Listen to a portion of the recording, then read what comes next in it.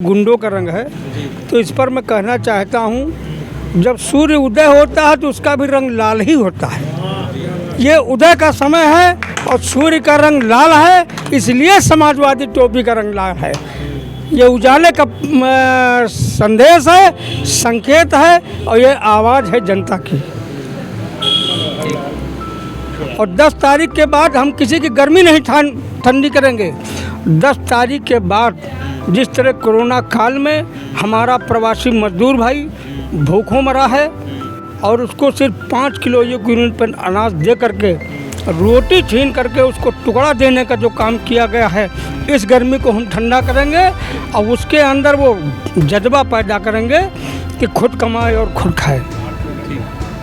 और जो हमारे नौजवान जब हक मांगते हैं, नाम नहीं बताया सर अपना। राम मनोहर दिवाकर नाम है मेरा। मैं अभी भारतीय जनता पार्टी से समाजवादी में शामिल हुआ हूँ। किन कारणों से छोटी आपने पार्टी? 30 साल हमने भारतीय जनता पार्टी राष्ट्रीय स्वयंसेवक संघ का अधिकारी बना हूँ।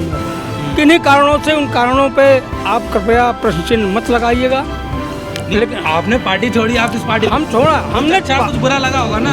हमने छोड़ा, हमको बुरा ये लगा जब हमारा छोटा सा बच्चा है, उसका विद्यालय बंद है, उसको जो ABCD का कह रहा आता था वो भी भूल गया। 500 रुपये का रिचार्ज होता है 1 महीने में, ठीक है। वो मजदूर जो किसी तरह 200 रुपये कमा करके अपना पेट पाल रहा है, अपने बच्चे को स्कूल भेज रहा है। नमस्कार, स्वागत है आपका मीटर बॉक्स की चुनावी यात्रा जनता जी में। और आज हम हैं बछरावा विधानसभा में। हमारे साथ हैं समाजवादी पार्टी के प्रदेश अध्यक्ष प्रदेश सचिव हरीश चौरसिया जी। और सर से जानते हैं कि क्या माहौल चल रहा है समाजवादी पार्टी का और इस मंडल में, रायबरेली में क्या माहौल है समाजवादी पार्टी का।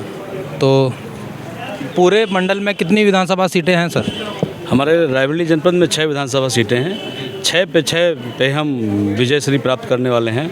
बहुत ही शानदार प्रत्याशी माननीय राष्ट्रीय अध्यक्ष जी ने सुनिश्चित किए हैं। और बछरावा विधानसभा से जो शानदार प्रत्याशी आदरणीय पूर्व विधायक श्याम सुंदर भारती जी हैं, ये अपनी निष्ठा, ईमानदारी की छवि बनाए हुए लगातार 30-35 सालों से लगातार जन जन की सेवा कर रहे हैं। पूरा आम जनमानस इस गरीब व्यक्ति के साथ लगातार इनके साथ खड़ा है। अपना नमक रोटी खा के आधी रोटी खाएंगे, श्याम सुंदर जी को जिताएंगे नारे के साथ।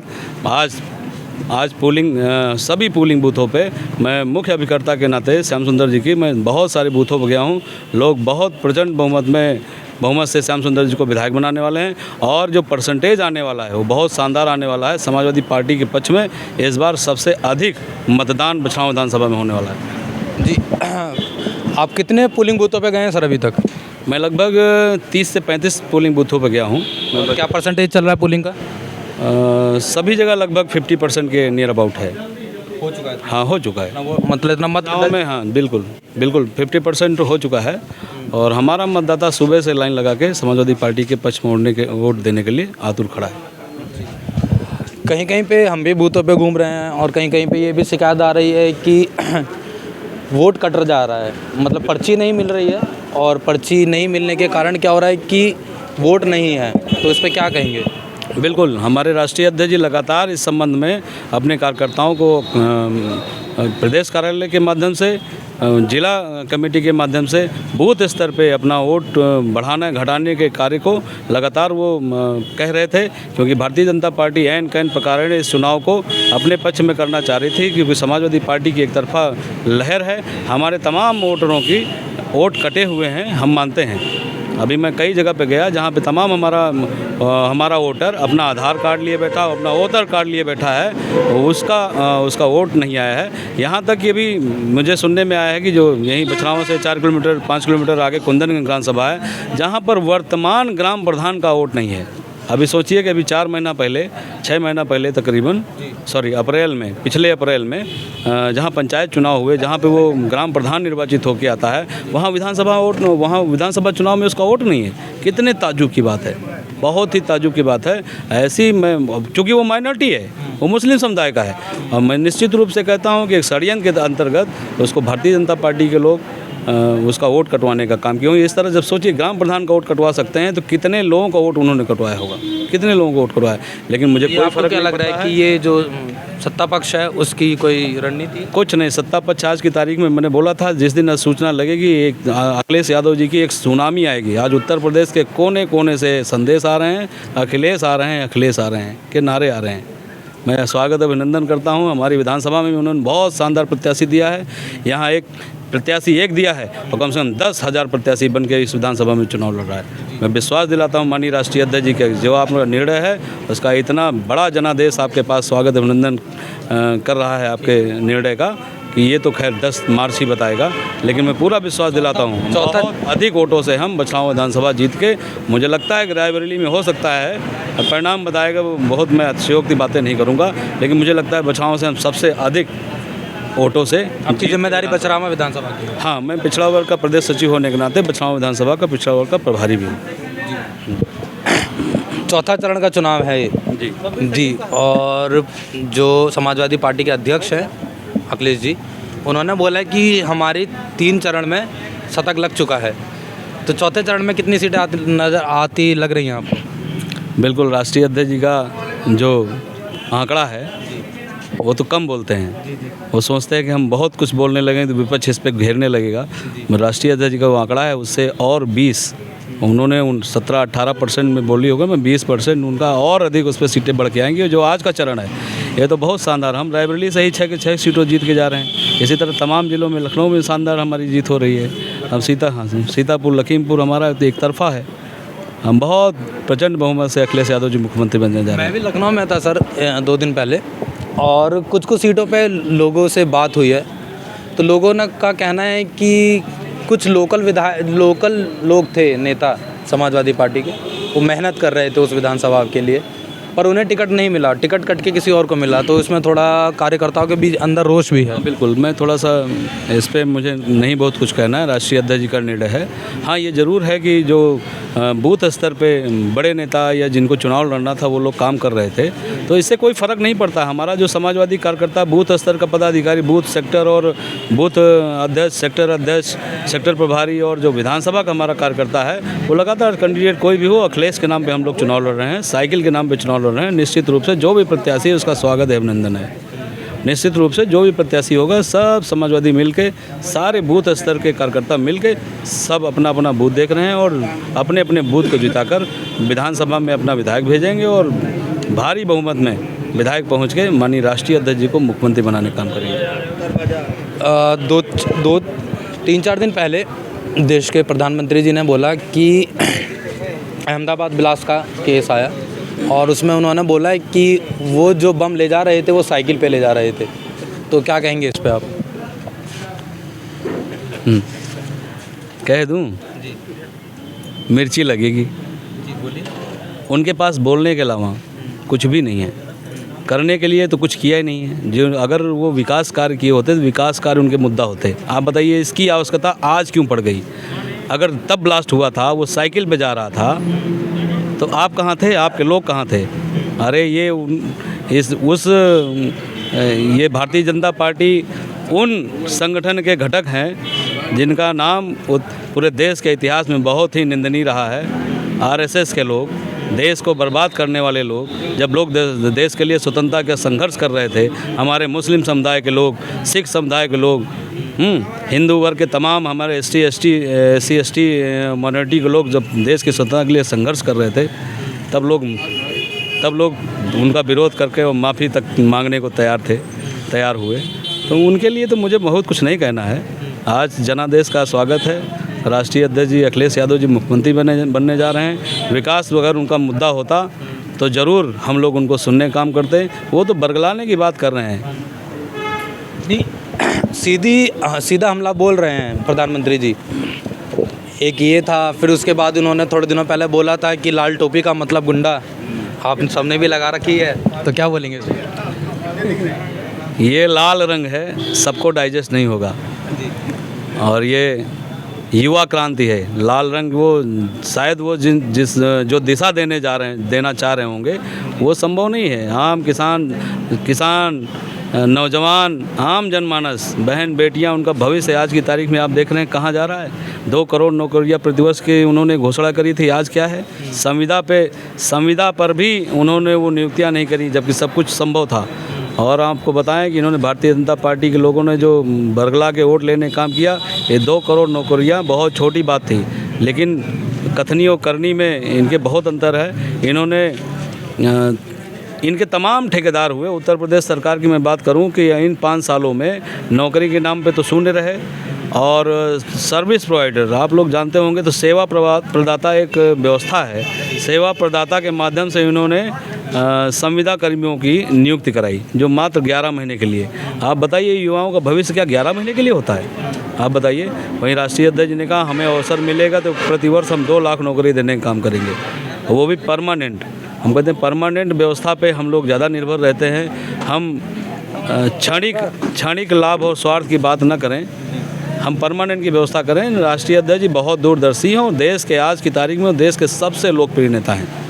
माननीय अखिलेश यादव जी, आप देख रहे होंगे कितने दल समाजवादी पार्टी के साथ विलय होकर समाजवादी पार्टी का समर्थन कर रहे हैं, समाजवादी पार्टी का प्रचार कर रहे हैं, अखिलेश यादव जी को मुख्यमंत्री बनाने के लिए कटिबद्ध हैं। आप देख रहे होंगे बड़े बड़े दल, माननीय राष्ट्रीय अध्यक्ष अभी स्वामी प्रसाद, हमारे ज़िले के पिछड़े गरीबों मजलूमों के मसीहा माननीय स्वामी प्रसाद मौर्य जी हमारी समाजवादी पार्टी में बिना शर्त के अखिलेश यादव जी की विचारधारा का समर्थन करते हुए समाजवादी पार्टी के स्टार प्रचारक हैं। अभी 2 दिन पहले हमारा हेलीकॉप्टर से उतर के उन्होंने आम जनमानस को चेंज करनी पड़ी उन्हें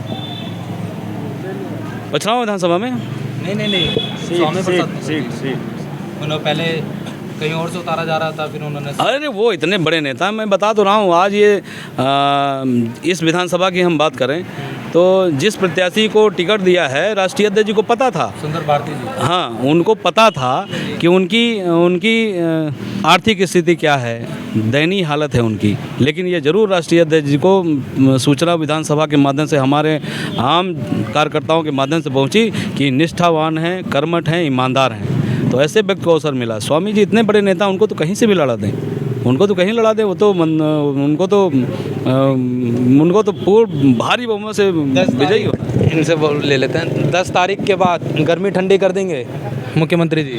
देखिए, ऐसा है, अभी आपने कहा ये लाल रंग गुंडों का रंग है, तो इस पर मैं कहना चाहता हूँ, जब सूर्य उदय होता है तो उसका भी रंग लाल ही होता है। ये उदय का समय है और सूर्य का रंग लाल है, इसलिए समाजवादी टोपी का रंग लाल है। ये उजाले का संदेश है, संकेत है, और ये आवाज़ है जनता की। और 10 तारीख के बाद हम किसी की गर्मी नहीं ठंडी करेंगे। 10 तारीख के बाद जिस तरह कोरोना काल में हमारा प्रवासी मजदूर भाई भूखों मरा है और उसको सिर्फ 5 किलो यूनिट पर अनाज दे करके, रोटी छीन करके उसको टुकड़ा देने का जो काम किया गया है, इस गर्मी को हम ठंडा करेंगे और उसके अंदर वो जज्बा पैदा करेंगे कि खुद कमाए और खुद खाए। और जो हमारे नौजवान जब हक मांगते हैं, नाम नहीं बताया सर अपना। राम मनोहर दिवाकर नाम है मेरा। मैं अभी भारतीय जनता पार्टी से समाजवादी में शामिल हुआ हूँ। किन कारणों से छोटी आपने पार्टी? 35 साल हमने भारतीय जनता पार्टी राष्ट्रीय स्वयंसेवक संघ का अधिकारी बना हूँ मैं। किन्हीं कारणों से, उन कारणों पे आप कृपया प्रश्न चिन्ह मत लगाइएगा। लेकिन आपने पार्टी छोड़ी, आप इस पार्टी हम छोड़ा, हमने कुछ बुरा लगा होगा ना? हमने छोड़ा, हमको बुरा ये लगा, जब हमारा छोटा सा बच्चा है, उसका विद्यालय बंद है, उसको जो ABCD का कह रहा आता था वो भी भूल गया। 500 रुपये का रिचार्ज होता है 1 महीने में, ठीक है। वो मजदूर जो किसी तरह 200 रुपये कमा करके अपना पेट पाल रहा है, अपने बच्चे को स्कूल भेज रहा है, उसको मोबाइल लेने की क्षमता नहीं है 10,000 की, तो 500 रुपये का रिचार्ज भी नहीं करा सकता वो। बच्चों की शिक्षा पर प्रहार, मतलब मानसिक रूप से विकलांग बनाने का काम किया। दूसरी ओर और चले जाइए, आप जैसे नौजवान देखता हूं तो मन जो है उछल जाता है कि हमारे बेटे हैं ये। उस बेटे पर जब लाठियां बरसती हैं, जब पुलिस दरवाज़ा खोल करके हमारे बच्चों को मारती है, तो बच्चों पे नहीं, वो बाप पे लाठियां बरसती हैं। इसलिए हम समाजवादी को लाएंगे, इसलिए हमने भाजपा छोड़ा है, अपने बच्चों के भविष्य के लिए भाजपा छोड़ा है।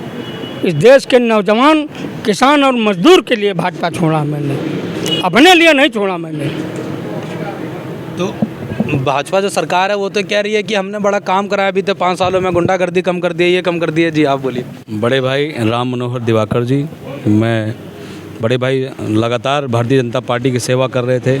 बहुत दिनों से भारतीय जनता पार्टी की तुच्छ मानसिकता से ये ग्रसित भारतीय जनता पार्टी की जो विचारधारा है उससे ही बहुत डिप्रेट हो रहे थे। और तमाम बार हम लोग मिले और तमाम एजेंडे पे जो राष्ट्रीय अध्यक्ष अखिलेश यादव जी ने एजेंडे बनाए हैं, जिस मुद्दों पे हम लोग चुनाव लड़ रहे हैं, उस मुद्दों से प्रभावित होकर बोले नहीं, यही हमारी पार्टी है, यही हमारी विचारधारा है, हम इसी विचारधारा से के लिए काम करेंगे। और इन्होंने समाजवादी पार्टी के राष्ट्रीय अध्यक्ष आदरणीय अखिलेश यादव पर आस्था रखी और हाल ही में अभी समाजवादी पार्टी के लिए सदस्यता करी। और अभी बताएंगे, आप स्वयं पूछेंगे, 35 साल इन्होंने उस विचारधारा के लिए बर्बाद किए जब कि भारतीय जनता पार्टी को अवसर मिलेगा तो आम जनमानस के लिए, ज़रूरतमंदों के लिए, पीड़ितों गरीबों मजलूमों के लिए काम करेगी। भारतीय जनता पार्टी बिल्कुल विपरीत में काम किया। इसलिए आप दुखी होकर समाजवादी पार्टी की शानदार विचारधारा आदरणीय अखिलेश यादव जी के समर्थन में आज समाजवादी पार्टी की सदस्यता ग्रहण करेगी। एक तरफ है भारतीय जनता पार्टी जो बोल रही है कि हमने बीते 5 सालों में गुंडागर्दी कम करी है उत्तर प्रदेश में, जो गुंडागर्दी जी एक बार सर से ले लेते हैं फिर आप पे आते हैं। तो और दूसरी तरफ अखिलेश यादव जो बोल रहे हैं कि हम रोज़गार लाएंगे और पेंशन जितनी भी हैं 2004 के बाद की वो बहाल करेंगे, ठीक है, 300 यूनिट फ्री करेंगे, जो सिंचाई है किसानों की वो भी हम फ्री करेंगे। तो आपको क्या लग रहा है कि लोग जनता के पास कौन से मुद्दे जा रहे हैं? भाई साहब, हाथ कंगन तो आरसी क्या, बहुत कुछ नहीं कहूँगा, हाथ कंगन तो आरसी क्या। समाजवादी सरकार रही है तो उसने कहा, एक लाइन में कहा कि तहबाजारी सामंतवादी व्यवस्था, इसको समाप्त किया जाए। आज भी तहबाजारी नहीं पड़ती।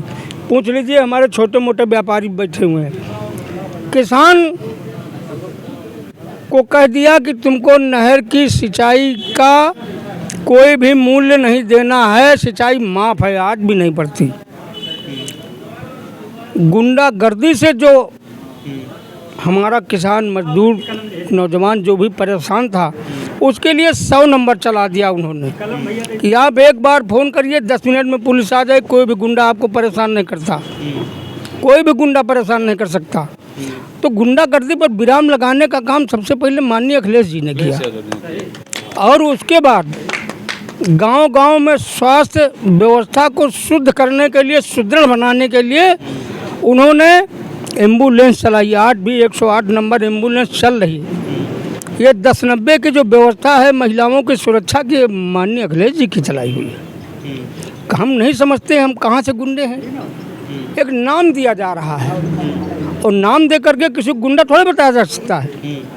जिस तरह से तमाम पत्रकार साथियों को भी उल्टे सीधे शब्दों में परिभाषित किया, गौरी लंकेश जी को भी याद कर लीजिए। अब हम बहुत नहीं जाएंगे, हम समझ आएंगे आपसे, लेकिन कहीं न कहीं अब वो लाइनें तो याद आ रही, लेकिन कहूँगा नहीं कि लूटिए मुल्क और जश्न मनाते रहिए, शब्द आदर्श के चुन चुन के सुनाते रहिए, लोग हट जाएंगे खुद ही दरे हकीकत से, झूठ का खेल सलीके से दिखाते रहिए, लूटिए मुल्क और जश्न मनाते रहिए। अब इतना ही हम समझते हैं पर्याप्त है इन गाल बजाने वालों के लिए, और मैं कुछ नहीं कहना चाहता हूँ। सर से बाइट लेते हैं। क्या अहम मुद्दा है रायबरेली में सबसे ज़्यादा इस 2022 विधानसभा चुनाव में? मैं शकील मंसूरी पार्षद हूँ यहाँ रायबरेली, संपूर्ण रायबरेली में, ये कह लीजिए पूरे प्रदेश में कह लीजिए, मुद्दे वही हैं, बेरोजगारी, आवारा पशु, महिला सुरक्षा, यही सब मुद्दों पर चुनाव हो रहा है। और हम बछरावा सहित पूरे जनपद की 6 की 6 सीटें समाजवादी पार्टी जीतने जा रही है। आपने अभी बोला महिला सुरक्षा, और महिला सुरक्षा पे भारतीय जनता पार्टी का हर बड़ा नेता या हर छोटा नेता या हर कार्यकर्ता इस महिला सुरक्षा पे अहम जोर दे रहा है। भाई निराधार है, मैं कह देता हूँ, शकील भाई भी पूरी बात बताएंगे। शकील भाई की पड़ोस में रहने वाली बेटी जो रायबरेली जनपद के एक प्राइवेट संस्थान में शिक्षा प्राप्त कर रही थी, भारतीय जनता पार्टी के एक बड़े नेता को वो शिक्षण संस्थान है, वहाँ हमारी इस बेटी की दरिंदों ने नोच नोच के खाया और दिन में उसको आग लगा के मार डाला। प्रशासन कोई आवाज़ नहीं उठाया। माननीय योगी जी ढोंगी जी इस परिवार को उन्होंने अपने कार्यालय बुलाया और पैसों का लालच दिया। 5 लाख रुपए देकर उसका मुंह बंद कराने का काम कर रहे थे। हम समाजवादी लोग उस आवाज़ को बुलंद करने वाले थे, लेकिन उस पीड़ित परिवार को धमकाया गया, डराया गया। और ये यहीं बछरावा विधानसभा का यहीं 500-700 मीटर दूरी की बात है। हमारी वो बेटी हमारे बीच नहीं है। हम दरिंदगी की कितनी पराकाष्ठा हो गई है रायबरेली में, तो इतना बड़ा नाम है वो कि उसके वंश का हत्याकांड वो इतना बड़ा कांड था जिस पे उस पीड़ित परिवार की आवाज़ को दबाने का काम किया गया। शकील भाई की पड़ोसी है, पड़ोसन में वो बेटी थी। विस्तृत रूप से आप बताएंगे, विस्तार से बताइए क्या केस था वो केस इस तरह से था कि वो विद्यालय पढ़ने गई और उसके बाद उसका अपहरण हुआ और उसको लोगों ने जिंदा जला दिया। उसके बाद उसकी बॉडी मिली और यही भाजपा की सरकार है। झूठ बोल के परिवार को काफ़ी आक्रोश था। समाजवादी पार्टी हम लोग विपक्ष में थे, हम लोगों ने आंदोलन किया, सड़कों पर पूरा चौराहा जाम कर दिया। सब कुछ है, हमारे नेतागण भी आए, हम लोग भी मौजूद थे वहाँ पर और आश्वासन दिया गया कि आपको सहायता दिलाई जाएगी और कोरा आश्वासन दिया उन्होंने और मात्र 1-2 लाख रुपए देकर और बाद में कह दिया कि आपके अकाउंट में पैसा आएगा और उनको ले जाके मुख्यमंत्री जी के सामने परिवार के उसकी माता और पिता को जाके मुख्यमंत्री के सामने पेश करके फ़ोटो सेशन हो गया। और आज भी वो परिवार उसी तरीके से है, उसको कोई सहायता नहीं मिली। ये गैर कानूनी काम करा, ये कहाँ कौन लोग थे? पार्टी से जुड़े हुए थे? नहीं, पार्टी से जुड़े हुए नहीं थे। अब ये क्या है उसके बारे में ज़्यादा जानकारी नहीं है, लेकिन अपराधी होता है वो। उनको पुलिस की तहकीकात का मामला है, उन्होंने वो आज केस चल रहा है। हाँ, केस चल रहा है। तो ये केस आपने उठाया था? हाँ, समाजवादी पार्टी ने पुरजोर तरीके से इस मुद्दे को उठाया था। वंशिका हत्याकांड बहुत सुर्खियों में था। जी, क्या कह रहे हैं आप? जी, यहीं पे चौथा चरण जो है, चौथे चरण में कुछ ज़िले हैं बड़े इम्पॉर्टेंट है कि लखनऊ हो गया, रायबरेली हो गया, उन्नाव केस भी है। तो उन्नाव की क्या स्थिति लग रही है आपको? उन्नाव में भी हम सारी की सारी विधानसभा सीटें जीत के आ रहे हैं। जो उन्नाव केस था वो अभी भी है लोगों के जहन में या नहीं? बिल्कुल, क्यों नहीं है। ये समाजवादी पार्टी के लिए लगातार वो काम कर रहे थे और जो प्रकरण था उस उठाने समाजवादी पार्टी कार्यकर्ताओं ने उठाया तो उनको धमकाया गया, उनको जान से मारने की धमकी दी गई। यहीं पे वो पीड़ित परिवार, यहीं हमारे रायबरेली में ये पीड़ित परिवार हमारे रायबरेली किसी मकसद से आया था और यहीं से आ रहा था। उस परिवार के यहीं एक्सीडेंट करा के हत्या कराने का काम किया गया। कुंदनगंज में मिल एरिया है, उस जगह वो पीड़ित परिवार जा रहा था, पीछे से ट्रक से लालगंज, वो हमारी रायबरेली जनपद में, हमारे जनपद में ही, हाँ जनपद में वो पीड़ित परिवार यहीं का आया था। सोचिए कि अपराधी कितने साथी हैं। आप अपराध की बात कर रहे थे, अपराध पे भारतीय जनता पार्टी का कोई नियंत्रण नहीं है। जहाँ उन्नाव बड़ा कांड होता है वहीं रायबरेली में भी, हमारे बछरावा में भी बछरावा की बेटी वंशिका की हत्याकांड होता है। वहीं किसानों के ऊपर एक केंद्रीय मंत्री के बेटे द्वारा 9-10 किसानों के ऊपर गाड़ी चढ़ा के उनको मारने का काम किया जाता है। उसमें 10 लोगों के ऊपर गाड़ी चढ़ी थी, इसमें 6 लोग मर गए थे। आप बताइए ना, कितने हौसले बुलंद हैं कि बाप कोतवाल हैं तो बेटे बदमाश हो जाएंगे। उनकी जिम्मेदारी नहीं बनती, वो उनकी लोकसभा क्षेत्र थी, उनका बेटा इतना अनियंत्रित था। वो तो योगी जी से सांड जैसा चला, जितने नीचे आ गए कुचल गए। दिवाकर जी, आपने बताया नहीं कि आपने क्यों छोड़ी समाजवादी पार्टी, क्यों जोड़ी? हमने भाई साहब आपको बता दिया है, बार बार उस शब्द को दोहराना हम अच्छा नहीं समझते हैं। जी, आपका क्या अनुमान है सीटों को लेके चौथे चरण का? देखिए, ऐसा है, आपको यहाँ बैठे हुए कार्यकर्ताओं के चेहरे देख के पता लग रहा होगा कि इनके चेहरे पे कितनी लाइट है। वही लाली है जी, बिल्कुल लाली है। वो जब गालों पे लाली उभर के आ जाए समझो समाजवादी जीत गई। तो ये थे हम बछरावा विधानसभा में। ऐसी वीडियोस के साथ बने रहिए, चैनल को लाइक करिए, शेयर करिए, सब्सक्राइब करिए। धन्यवाद।